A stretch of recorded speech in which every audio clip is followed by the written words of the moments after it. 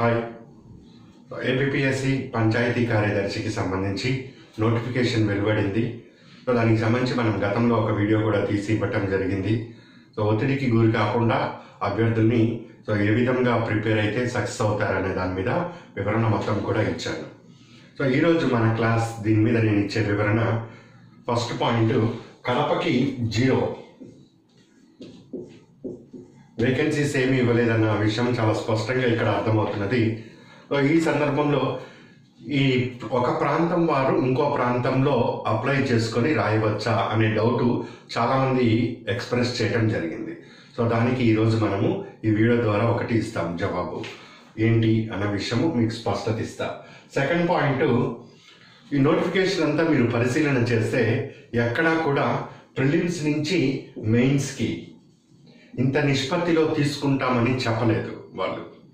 సాధారణంగా గత నోటిఫికేషన్స్ పరిశీలన చేస్తే ప్రిలిమ్స్ నుంచి మెయిన్స్కి ఒక పోస్ట్కి 50 మంది చొప్పున 1:50 రేషియో తీసుకుంటామన్నారు. కానీ ఇక్కడ అలాంటిది ఏమీ లేదు. దానికి గల కారణం కూడా వాళ్ళు వివరించారు. లాస్ట్ టైం జీవో ఒకటి ఇష్యూ చేశారు గవర్నమెంట్.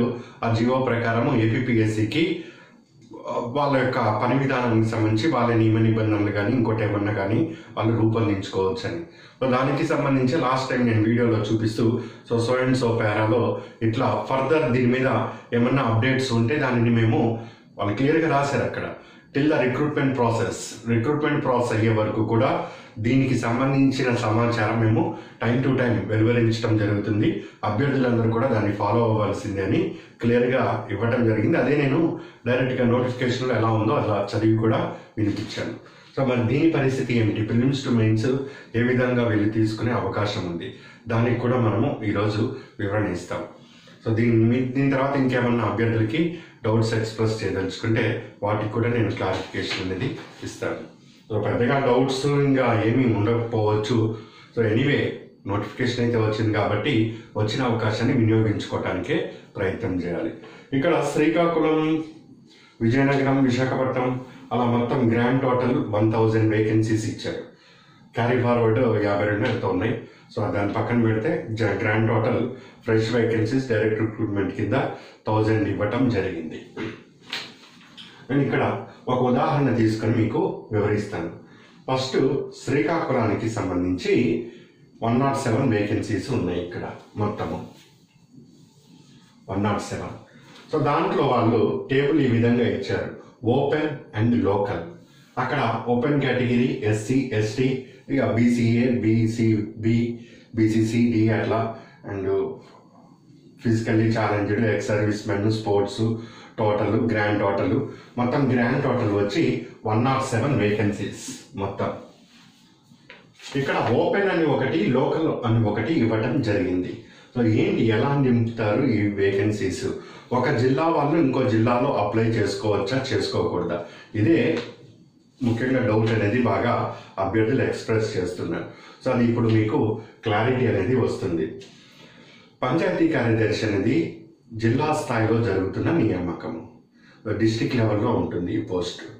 దానికి ప్రెసిడెన్షియల్ ఆర్డర్ 1975 దాని ప్రకారము 80:20 రేషియోతో పోస్టుని భర్తీ చేస్తూ ఉండాలి. అలా డిస్ట్రిక్ట్ లెవెల్లో జరుగుతున్న వేకెన్సీస్లో ఆ జిల్లాలో స్థానికుడు డైరెక్ట్ రిక్రూట్మెంట్కి సంబంధించి వీళ్ళని స్థానికులుగా పరిగణిస్తామని వాళ్ళు క్లియర్గా మెన్షన్ చేశారు అక్కడ. వరుసగా 4 సంవత్సరాలు 6, 7, 8, 9, 10వ తరగతి వరకు, 7, 8, 9, 10 వరకు వరుసగా 4 సంవత్సరాలు కానీ, 4వ తరగతి నుంచి 10వ తరగతి వరకు 4 సంవత్సరాలు చదివినా కానీ లేని సందర్భంలో ఈ కొత్తగా రాష్ట్ర విభజన జరిగిన తర్వాత 2019లోపు నేను స్థానికుడిని సర్టిఫికేట్ తెచ్చుకున్నప్పుడు కానీ ఇలాంటి సందర్భంలో వాళ్ళని లోకల్గా పరిగణిస్తామని అక్కడ వాళ్ళు తెలియజేశారు. ఇది లోకల్కి, నాన్ లోకల్కి. అంటే మీరు 4వ తరగతి నుంచి 10వ తరగతి వరకు ఎక్కడైతే చదివారో 4 సంవత్సరాలు చదివి ఉంటే ఆ జిల్లాలో మీరు స్థానికులుగా పరిగణించబడతారు, ఫస్ట్ పాయింట్. లేదా 7, 8, 9, 10 అలా వరుసగా 4 సంవత్సరాలు 10వ తరగతి వరకు చదివినా కానీ అక్కడ స్థానికుడిగా పరిగణించబడతారు. ఈ రెండు కాకుండా ఇంకో క్రైటీరియా ఉన్నది, దాన్ని కూడా మీరు పరిశీలన చేయొచ్చు. నివాస స్థలాన్ని దృష్టిలో పెట్టుకొని అక్కడ ఇచ్చారు. సో ఇక్కడ లోకల్ అంటే సో ఆ జిల్లాకి సంబంధించిన వ్యక్తి, అక్కడ చదువుకున్నవాడు, అక్కడ 10th క్లాస్ వరకు సర్టిఫికేట్ పొందినవాడు అని అర్థము. ఓపెన్ అంటే ఆ జిల్లాకి సంబంధించిన వాడు కాదు, అంటే పక్క జిల్లా వాడు అయి ఉండొచ్చు. కొంతమంది అభ్యర్థులు అడుగుతున్నారు, మేము పక్క రాష్ట్రం వాళ్ళమండి, మేము కూడా రాసుకోవచ్చు అని తెలంగాణ అని. సో తెలంగాణ అని కాదు, ఏ రాష్ట్రం వాళ్ళైనా రాసుకోవచ్చు. సో ఇక్కడ పరిశీలన చేయండి. మొత్తం ఓపెన్ అంటే ఇక్కడ అర్థము ఆ జిల్లా, ఉదాహరణకి శ్రీకాకుళం జిల్లా నేను తీసుకున్నాను. సో శ్రీకాకుళం జిల్లాతో పాటు ఇంకా వేరే జిల్లా వాళ్ళు కూడా అవకాశం ఉన్నది అని చెప్పేది ఇక్కడ ఓపెన్ కేటగిరీలో. లోకల్ అంటే ఇక్కడ కేవలం శ్రీకాకుళం జిల్లా వారు మాత్రమే అని చెప్పేది ఇక్కడ ఈ విధంగా ఇవ్వటం జరిగింది. సో ఓపెన్లో ఈ open category SC, ST, BC అట్లా ఇచ్చుకుంటూ వచ్చారు. ఈ ఓపెన్ కేటగిరీ అన్నప్పుడు జనరల్లో 6, ఉమెన్కి 3 ఓపెన్ కేటగిరీ. లోకల్లో 22 జనరల్, 14 ఉమెన్. ఇట్లా ఓపెన్ కేటగిరీలో శ్రీకాకుళానికి సంబంధించి, శ్రీకాకుళం జిల్లాకి సంబంధించి, శ్రీకాకుళం జిల్లా కాకుండా మిగిలిన జిల్లాలతో సంబంధించి అన్నట్టుగా మనము ఈ చార్ట్ని తీసుకోవాలి. ఇక్కడ నేను మీకు క్లియర్గా ఎక్స్ప్లెయిన్ చేస్తున్నా. మొత్తం 107 వేకెన్సీస్ ఉన్నాయి. టెస్ట్ మీకు 150 మార్క్స్కి ఎగ్జామ్ జరిగింది. అందులో శ్రీకాకుళం జిల్లా నుంచి మనం పరిశీలన చేస్తే గరిష్టంగా వచ్చిన మార్కు 100 మార్క్స్ స్కోర్ చేశాడు. దాని తర్వాత 99, 98 ఇట్లా స్కోర్ అనేది వచ్చింది. ఇప్పుడు 100 మార్కు వచ్చిన అభ్యర్థి ఇక్కడ ఓపెన్గా తీసుకోవటం జరుగుతుంది. సో ఇది శ్రీకాకుళం అభ్యర్థి, శ్రీకాకుళంలోనే చదివాడు, శ్రీకాకుళంలో సర్టిఫికేట్ ఉన్నది. నేను అక్కడ శ్రీకాకుళం స్థానికుడని చెప్పుకోవచ్చు. దాన్ని బట్టి శ్రీకాకుళం లోకల్ అవుతాడు. అయినా కానీ గరిష్ట మార్కు దీంట్లో ఉన్నది కాబట్టి ఓపెన్ కేటగిరీలో జనరల్లో అతనికి పోస్ట్ అనేది కేటాయించడం జరుగుతుంది. సో ఈ ఓపెన్ కేటగిరీ ఇక్కడ అని చెప్పటం అర్థం ఏమిటి అంటే ఆ జిల్లా వాళ్ళతో పాటు ఎవరైనా కానీ పోటీ పడవచ్చు. ఈ 22 వేకెన్సీస్ మాత్రం కేవలము శ్రీకాకుళం వాళ్ళు మాత్రమే అని అర్థం. ఇక్కడ 22కి ఇక్కడ 6 శ్రీకాకుళము ప్లస్ ఇంకా ఎవరైనా కానీ పోటీ పడవచ్చు అని ఇక్కడ 6 తెలియజేస్తుంది. సో ఫస్ట్ మెరిట్ ఆధారంగా ఈ 6 పోస్టులని నింపటం జరుగుతుంది ఓపెన్లో. సో ఇక్కడ ఒక వ్యక్తి శ్రీకాకుళం అయి ఉండొచ్చు, ఇంకో వ్యక్తి విజయనగరం అయి ఉండొచ్చు, ఇంకో వ్యక్తి విశాఖపట్నం చెందిన మహిళ అయి ఉండొచ్చు, నాలుగో మెరిట్ వచ్చిన ఆయన కడపకి చెందిన మహిళ అయి ఉండొచ్చు, ఎవరైనా అయి ఉండొచ్చు. సో ఈ 6 టాప్ 6 వచ్చిన వాళ్ళు అప్లికేషన్ అప్పుడు మిమ్మల్ని అడుగుతారు, మీరు ఫస్ట్ దేనికి ప్రిఫరెన్స్ ఇస్తున్నారు, ఏ జిల్లాకి అని. అప్పుడు ఇక్కడ మెన్ అయి ఉండొచ్చు, ఉమెన్ అయి ఉండొచ్చు, వారు ఎస్సీ అయి ఉండొచ్చు, ఎస్టీ అయి ఉండొచ్చు, ఏదైనా అయి ఉండొచ్చు. ఇక ఓపెన్లోకి వస్తున్నప్పుడు అందరూ కూడా ఫార్వర్డ్ క్యాస్ట్గానే కన్సిడర్ చేయడం జరుగుతుంది. ఆ జిల్లాకి సంబంధించిన వాళ్ళు మాత్రం ఆ రిజర్వేషన్స్ అవన్నీ కూడా అప్లై అవుతూ వస్తాయి. ఇక్కడ ఈ ఓపెన్ ఈ 6 అన్నది ఎవరైనా కానీ ఫిల్ అయిపోతాయి. సో ఈ 6 కూడా శ్రీకాకుళం వాళ్ళే టాప్ వచ్చారనుకోండి, సో ఈ 6 కూడా శ్రీకాకుళం వాళ్ళతోనే నింపబడుతుంది. అంటే టాప్ స్కోర్ ఎవరికైతే దక్కుతుందో వాళ్ళు ఇక్కడ ఆప్షన్ చేసుకునే అవకాశం కల్పిస్తారు. అట్లా ఏ జిల్లా వాళ్ళు ఎవరైనా కానీ వేరే జిల్లాలో టాపర్గా అయితే వాళ్ళకి అక్కడ వేకెన్సీ తప్పనిసరిగా ఫిల్ అయి తీరాల్సిందే. ఆర్టికల్ 16 అదే చెప్తుంది. ఎవరికి అందరికి ఈక్వల్గా ఉద్యోగ అవకాశాలు ఉండాలి. ఇక్కడ ఈక్వాలిటీ అంటే మెరిట్ చూస్తా అంటున్నారు. చూసుకో మెరిట్, నేను ఏ జిల్లా అయినా ఏ రాష్ట్రం అయినా నేను అక్కడ పోటీ పడుతున్నప్పుడు అక్కడ నేను మెరిట్గా ఉంటే తప్పనిసరిగా నాకు అక్కడ ఉద్యోగం వచ్చి తీరవలసిందే. ఇది రాజ్యాంగబద్ధము. అట్లా ఫస్ట్ 6 నింపటం జరుగుతుంది. తర్వాత ఇక్కడ ఉమెన్కి ప్రత్యేకంగా రిజర్వేషన్స్. సో ఇక్కడ ఉమెన్ అనేది ఈ 3 పోస్టులు ఎస్సీ అయి ఉండొచ్చు, ఎస్టీ అయి ఉండొచ్చు, బీసీ అయి ఉండొచ్చు, ఇంకెవరైనా కేటగిరీ అయి ఉండొచ్చు. వారు శ్రీకాకుళం వారు అయి ఉండొచ్చు, లేదా శ్రీకాకుళం వారు కాకుండా మిగిలిన ఏ జిల్లాల వారైనా అయి ఉండొచ్చు. సో మళ్ళీ అక్కడ మెరిట్ చూస్తారు. ఆ మెరిట్ని బట్టి ఈ 3 వేకెన్సీస్ మహిళచే మాత్రమే నింపబడతాయి, మహిళలకి మాత్రమే అలౌడ్. ఇది ఇక్కడ నింపే పద్ధతి. క్లియర్ అండి? అట్లా మొదటి 9 వేకెన్సీస్ అయిపోయిన తర్వాత ఇప్పుడు స్థానికులు ఎవరైతే ఉన్నారో లోకల్ దగ్గరికి రావటం జరుగుతుంది వాళ్ళు. సో లోకల్ దగ్గరికి వచ్చినప్పుడు ఇక్కడ కట్ ఆఫ్ ఇక్కడ నుంచి కన్సిడర్ అవుతూ ఉంటుంది లోకల్లో. ఇక్కడ ఆల్రెడీ శ్రీకాకుళం వ్యక్తి వచ్చేసారు, ఇక్కడ శ్రీకాకుళం వచ్చాడు, ఇక్కడ వచ్చాడు, ఈ మిగిలిన వేరే 3 జిల్లాల వాళ్ళు అనుకుందాం. సో ఇక్కడ నుంచి మళ్ళీ ఇది 10 నుంచి 22 వేకెన్సీస్ ఏవైతే ఉంటాయో అవి కేవలము శ్రీకాకుళం జిల్లాలో వారికి మాత్రమే, శ్రీకాకుళం జిల్లా వారికి మాత్రమే ఆ వేకెన్సీస్ దక్కడం జరుగుతుంది. సో ఇక్కడ కూడా శ్రీకాకుళం జిల్లాలో జనరల్ అని ఇచ్చారు కాబట్టి శ్రీకాకుళంలో ఫార్వర్డ్ క్యాస్ట్ అయినా, ఎస్సీ అయినా, ఎస్టీ అయినా, బీసీ అయినా, మహిళ అయినా ఎవరైనా కానీ ఎవరికి ఎక్కువ మార్కులు వస్తే వారందరికీ కూడా 10 నుంచి 22 వరకు పోస్టులు దక్కుతాయి. కేవలం శ్రీకాకుళం అయి ఉండాలి, లోకల్ సర్టిఫికేట్ అయి ఉండాలి అది. దీని తర్వాత ఇక్కడ 14 వేకెన్సీస్ ఉన్నాయి. ఇవి కేవలం మహిళలకి మాత్రమే. సో 23వ ర్యాంకు తర్వాత నుంచి అక్కడ ఎంతవరకు కట్ అయితే మార్కులు, సో 23, 24, 25 అక్కడి నుంచి మళ్ళీ 36 మెరిట్ వరకు తీసుకుంటే ఇక్కడ 14 మంది ఎస్సీ మహిళ అయినా, ఎస్టీ మహిళ అయినా, బీసీ మహిళ అయినా, ఫార్వర్డ్ క్యాస్ట్ మహిళ అయినా కేవలం మహిళలకి మాత్రమే ఈ వేకెన్సీస్ అన్ని కూడా ఇక్కడ నింపటం జరుగుతుంది. ఇదండి. సో ఇక్కడ నుంచి ఇక్కడ వరకు మీకు ఇక్కడ టాప్ మార్క్ 100 వచ్చింది. ఇక్కడ 6వ దగ్గరికి వెళ్ళేటప్పుడు 98 అయింది. 7వ దగ్గరికి వచ్చేసరికల్లా 97 దగ్గర నుంచి 95 దగ్గరికి వచ్చింది. ఇది 10వ ర్యాంకు దగ్గర నుంచి 94 దగ్గర నుంచి 90 వరకు వచ్చింది. ఇక్కడ 23వ నెంబర్కి 89 మార్కులు వచ్చినాయి. 36 దగ్గరికి వచ్చేసరికల్లా 86 మార్కుల దగ్గర ఎంతో కట్ అయింది అనుకుందాం ఉదాహరణకి. సో ఇప్పుడు రిజర్వేషన్స్ దగ్గరికి వెళ్తారు వాళ్ళు. సో రిజర్వేషన్స్ దగ్గరికి వెళ్ళినప్పుడు ఎస్సీ వాళ్ళకి ఇప్పుడు జనరల్లో 2 మరియు ఉమెన్కి 1.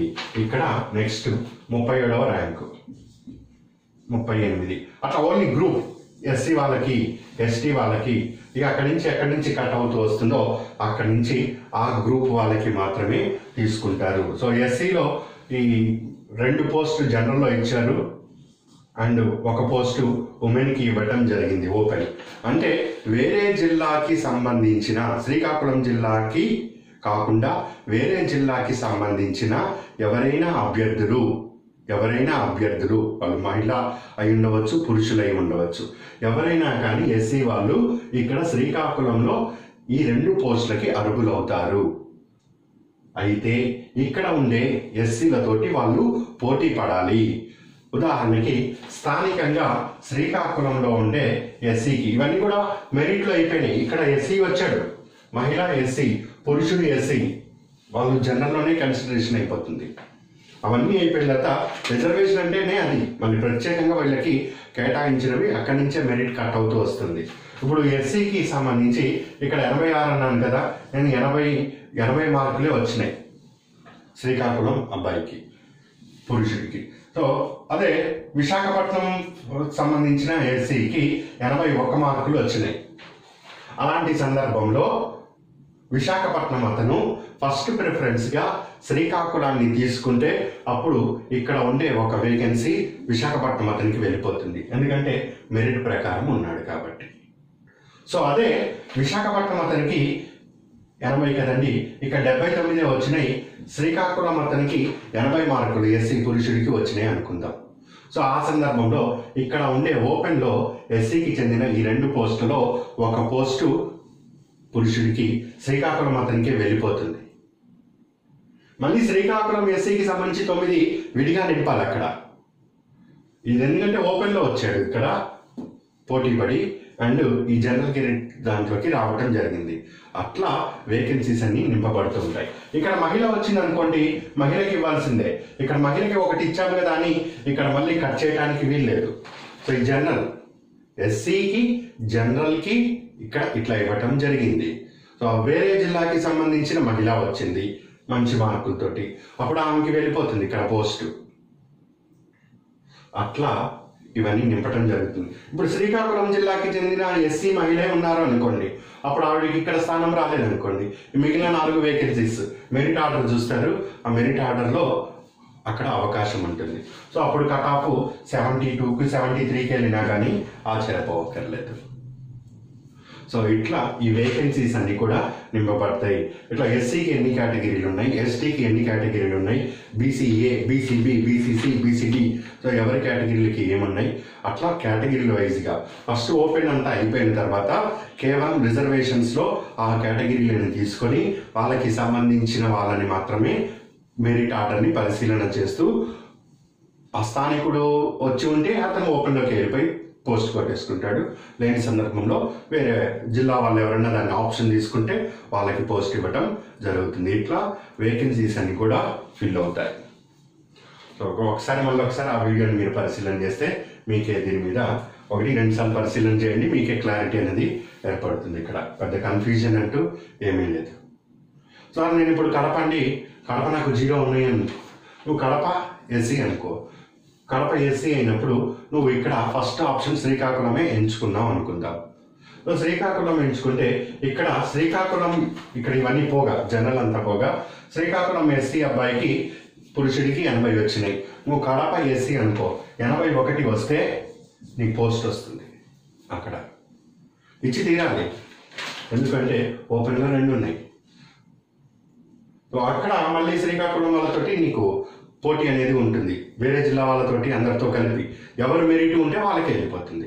ఇప్పుడు కడప వ్యక్తి అప్లై చేసుకున్నాడు, ఇక్కడ కడప వాళ్ళు అప్లై చేశారు, అనంతపూర్ వాళ్ళు అప్లై చేశారు, విజయనగరం అప్లై చేశారు, ఎవరైనా అప్లై చేసుకోవచ్చు, వాళ్ళ ఇష్టం అది.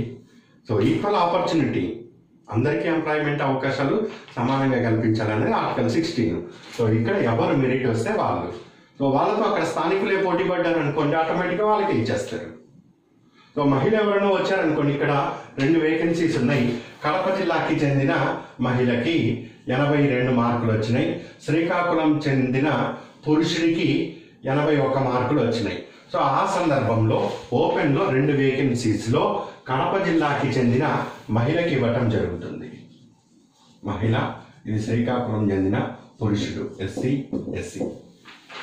సో కడప జిల్లాకి చెందిన మహిళకి అతను ఆవిడ శ్రీకాకుళంని ఆప్షన్ తీసుకుంటే ఫస్ట్ ప్రిఫరెన్స్గా, అప్పుడు శ్రీకాకుళంలో ఎస్సీకి ఆవిడ 82 వస్తే ఆవిడకే పోస్ట్ అనేది దక్కుతుంది. ఒకవేళ పురుషుడికి 81 వచ్చినా కానీ ఇక్కడ దక్కదు, ఎందుకంటే అది మెరిట్ జనరల్లో ఉంటుంది. మళ్ళీ ఇది కాకుండా మళ్ళీ ఇక్కడ ఉమెన్కి మళ్ళీ రిజర్వేషన్ ఉంటుంది. సో ఇది ఇది జనరల్, మేల్ అయినా ఇవ్వచ్చు, ఫీమేల్ అయినా ఉండొచ్చు. ఇక్కడ పర్టికులర్గా ఉమెన్కి మాత్రమే రిజర్వేషన్. సో అట్లా కేటగిరైజేషన్ చేస్తారండి. ఇది దీని మీద మీకు వివరణ. అందుకని చూసుకోండి, మీరు 29వ తారీఖు నాడు నుంచి అనుకుంటాను నోటిఫికేషన్. సో అప్పుడు ఆర్డర్స్ ఇస్తారు. ఆర్డర్స్ ఇచ్చినప్పుడు మీరు ఏ జిల్లాలో ఫస్ట్ ప్రిఫరెన్స్ ఇవ్వదలుచుకున్నారో లోకల్గా ఉన్న వాళ్ళు ఇచ్చుకుంటూ వస్తారు ఆ జిల్లాని. ఒకసారి స్టడీ చేయండి ఈ టేబుల్ని. చేసిన తర్వాత ఎక్కడ మీకు కరెక్ట్ ఆప్షన్ బాగా ఉన్నది అని మీకు అనిపిస్తే అక్కడ మీరు ఫస్ట్ ప్రిఫరెన్స్గా ఆ జిల్లాని కేటగిరైజేషన్ చేసుకోవచ్చు. ఒకటి లోకల్గా మీరు ఉండే జిల్లాకి సెట్ అయిపోతుంది, అది ఫస్ట్ ప్రిఫరెన్స్ మీరు ఇచ్చుకోవచ్చు. మీరు లోకల్ అయినా కానీ నాకు అక్కర్లేదు, నేను వేరే జిల్లాకి ప్రిఫరెన్స్ ఇస్తాను, అది మీ ఇష్టం. సో అట్లా జిల్లాలో ఆర్డర్ని అడుగుతారు, అప్పుడు మీరు ఆర్డర్స్ చూసుకొని ఆర్డర్స్ అవన్నీ కంపారిజన్ చేసుకొని వాళ్ళ మెరిట్ ఆర్డర్ని ఇష్యూ చేయడం జరుగుతుంది. సో అందుకే కట్ ఆఫ్లు చాలా వేరియేషన్స్ వస్తూ ఉంటాయి మీకు అక్కడ. ఇది వేకెన్సీస్కి సంబంధించి ఏ విధంగా ఫిల్ అవుతాయి అన్నది డౌట్ చాలామందికి. సో ఇప్పుడు కడపకి 0, అది కొంచెం బాధాకరమైన విషయమే. ఆల్రెడీ వేకెన్సీస్ ఉన్నాయి అంటారు, కానీ ఇందులో మాత్రం ఏమీ కనబడట్లేదు. సరే, మనం చేయాల్సింది ఏమీ లేదు, ఇక పోటీ పరీక్ష కాబట్టి ఇది పోటీ తప్పదు. ఇంకోటి, కొత్తగా వేకెన్సీస్ వస్తాయా సార్ అంటున్నారు.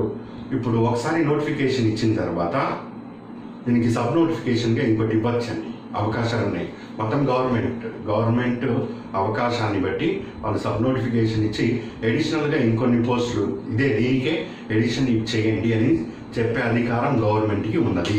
అంతవరకు అయితే క్లియర్. సో ఇస్తారా ఇవ్వరా అనేది గవర్నమెంట్ చేతిలో ఉంటుంది, అది మనం చెప్పలేము. వాళ్ళ చెప్పడం తప్పవుతుంది. ఎక్కువ వేకెన్సీస్ మళ్ళీ కలుపుతారంట, అదంతా బ్లఫ్, ఫేక్ న్యూస్. అది ఇస్తే ఇస్తామని చెప్పాలి, లేకపోతే లేదని చెప్పాలి.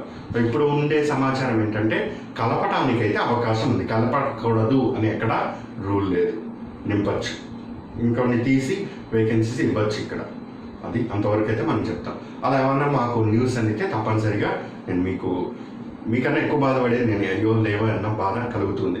కాకపోతే ఇక పోటీ పరీక్ష కాబట్టి సత్తా అనేది ఉంటే ఎక్కడైనా మనం తీసుకురావచ్చు అనే ఒక మొండి ధైర్యంతో నేను మిమ్మల్ని మోటివ్ చేస్తూ వస్తున్నాను, అంతే అండి.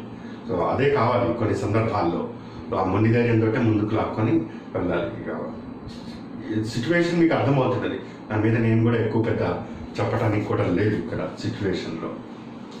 నెక్స్ట్ ప్రిలిమ్స్, అది ఒకటి చాలా విచిత్రంగా ఉంది. 1:50 చెప్పలేదు, 1:50 చెప్పలేదు ఇక్కడ. సో ప్రస్తుతానికైతే అది వాళ్ళు ఫర్దర్ మేము తెలియజేస్తాము ఏంటి అన్నట్టుగా చెప్పారు. మరి అది 1:15 అవుతుందా, 1:50 అవుతుందా, కొంచెం ఆ జీవోల్లో ఇంకేమైనా ఇచ్చాడేమో, ఇంకొంచెం డెప్త్గా దాన్ని స్టడీ చేయాలండి. వాళ్ళు లైన్ రాస్తారు, so as per this concern that GO this GO అంటూ ఉంటాడు. మరి ఆ జీవోలో కరెక్ట్గా అర్థము అటువైపు 1:15 వైపు అని తీసుకెళ్తుందా, 1:13 వైపు అని తీసుకెళ్తుందా, 1:50 అవుతుందా అన్నది ఇంకా నేను పూర్తి స్థాయిలో దాన్ని పరిశీలన చేయలేదు. సో అందరూ అడుగుతున్నారు కాబట్టి సో నేను అది క్లియర్గా చెప్తున్నాను. ఫర్దర్ వాళ్ళు ఏమైనా ఇన్ఫర్మేషన్ ఇచ్చినా లేదా ఇంకొంచెం నా దృష్టిలోకి వచ్చినా దీని మీద నేను అథెంటిక్గా చెప్పగలుగుతాను. సో ప్రస్తుతానికైతే మనం ఏమీ దీని మీద చెప్పలేము. మరి ఎట్ట తీస్తారు వీళ్ళంటే వాళ్ళు అదే చెప్తున్నారు, మీరు ఫాలో అవుతూ ఉండండి, నేను త్వరలో చెప్తానని వాళ్ళు అఫీషియల్గా వాళ్ళు అదే చెప్తున్నారు. Till the recruitment process and మీరు దీన్ని ఫాలో అవుతూ ఉండండి, మేము దాన్ని టైం టు టైం ఎంత తీస్తాము, దాని కేటగిరీ వైజ్ కానీ ఇంకోటి అని చెప్తున్నారు. మరి ఏంటి చెప్తారు, ఎప్పుడు చెప్తారు, ఎలా చెప్తారు అన్నది వాళ్ళ గురించి వెయిట్ చేయవలసిందే. మనము లేనిపోని ఇంటర్ప్రిటేషన్స్ చేసామనుకోండి, ఇక యాజ్ పర్ జీవో, ఈ జీవో ప్రకారం అలా వెళ్ళాలని. సో సుప్రీంకోర్టు ఇప్పటికి ఎన్నోసార్లు తలలు పట్టుకుంటుంది. ఒక ఆర్టికల్ గురించి చెప్తే ఒక సుప్రీంకోర్టు జడ్జిమెంట్లో ఒకలాగా జడ్జిమెంట్ వస్తుంది, ఇంకో దాంట్లో ఇంకో జడ్జిమెంట్ వస్తుంది. అంటే అక్కడ ఇంటర్ప్రిటేషన్ చేసే దాంట్లోనే మార్పులు జరుగుతున్నాయి. హైకోర్టు నుంచి సుప్రీంకోర్టుకి, ట్రిబ్యునల్ నుంచి హైకోర్టుకి, హైకోర్టు నుంచి సుప్రీంకోర్టుకి వెళ్ళేసరికల్లే ఒక పదం యొక్క అర్థాలు 100 రకాలుగా మారుతున్న విషయం మన కళ్ళ ముందు చూస్తూ ఉన్నాం అది. సో అలాంటి సందర్భంలో సో వాళ్ళు స్పష్టంగా 1:50 1:50 అని నోటిఫికేషన్లో క్లియర్గా చెప్పనప్పుడు సో నేను సొంతంగా జీవోని ఇంటర్ప్రిటేట్ చేసి ఇది 1:15 లేదా 1:50 అని చెప్పటం అనేది నా పాయింట్ ఆఫ్ వ్యూలో తప్పైపోతుంది, అది తప్పుదోవ పట్టించినట్టు ఉంటుంది. సో దీని మీద ఫర్దర్ నేను ఇంకొంచెం దాన్ని స్టడీ చేసి ఇంకేమన్నా క్లారిటీ అందితే సో తప్పనిసరిగా నేను మీకు ఆ విషయం తెలియజేస్తాను. సరే, ఇప్పుడు అది 1:50 50 అనేది ఇర్రెలెవెంట్, చదవటం అయితే తప్పనిసరి అంతవరకు. ఇక మెరిట్లోకి వెళ్ళటం కూడా తప్పనిసరి అన్న విషయం తెలిసింది. ఇక చదువుకుంటూ వెళ్ళిపోండి, అది 50 అనేది తర్వాత మనకు తెలుస్తుంది. తెలిసినప్పుడు నేను మీకు షేర్ చేసుకుంటాను. సో ఇది అభ్యర్థులు ఎవరు నిరుత్సాహపడద్దని నేను 1 సార్లు చెప్తూ ఉంటాను. సో పోటీ ప్రపంచంలో ఉన్నాము, ప్రతిదీ కూడా ప్రయత్నంతో సాధించగలుగుతాము. ఎక్కడ ఏ జిల్లా ఇది సరే కొంచెం బాధాకరమైన అంశమైన కొన్ని జిల్లాల్లో చాలా తక్కువ వచ్చినాయి, అది కూడా మనం పరిశీలన చేశాం. సో ఇది చేసేదేమీ లేదు దాంట్లో. ఇక గవర్నమెంట్ దయదలిచి కాస్త పోస్టులు పెంచితే అది కాస్త ఆనందించదగ్గ విషయము. వాళ్ళు పెంచినప్పుడు ఇక చేసేదేమీ లేదు, ఎగ్జామ్ రాసుకోవాల్సిందే. ఇన్ని రోజులు కష్టపడుతుందే మనం ఎగ్జామ్ కోసం. సో కొంచెం చిత్తశుద్ధితోటి కాస్త గట్టిగా ప్రయత్నం చేయండి. నేను దానికి సంబంధించి from time to time so ఏ సందర్భంలో ఏ అంశాన్ని ఎలా హైలైట్ చేయాలి దాని మీద నేను క్లియర్గా మెన్షన్ చేసుకుంటూనే వస్తున్నాను. దాన్ని ఆ విధంగా వెళ్తూ ఉంటే కాస్త ఈ అవకాశం ఉపయోగించుకోవడానికి బాగుంటుందండి. ఓకే, ఇంకా ఫర్దర్ మీకు ఏమన్నా డౌట్స్ ఏమన్నా అనిపిస్తుంటే సో నేను దానికి కూడా టైం చూసుకొని క్లారిటీ అనేది ఇవ్వటం జరుగుతుంది. ఓకే అండి, గుడ్ లక్.